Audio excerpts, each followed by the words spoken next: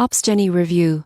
App: the pros, the cons. If you manage at operations or on-call teams, Opsgenie promises to streamline incident management, but is it really as effective as it claims? One of the biggest pros is alerting. Most people get this wrong by assuming email notifications are enough. Opsgenie sends real-time alerts, voicemails, push notifications, and phone calls, ensuring critical issues are seen immediately. You can set schedules for on-call rotations, escalate alerts automatically, and integrate with tools like Slack, Jira, and AWS to centralize communication. This makes sure no incident slips through the cracks, even in high-pressure environments. Another advantage is reporting and analytics. Opsgenie tracks response times, incident history, and team performance. This allows managers to identify bottlenecks and optimize workflows, which is especially useful for larger teams handling multiple services. However, there are cons. Some users find the interface complex at first, especially when setting up integrations or customizing alerts.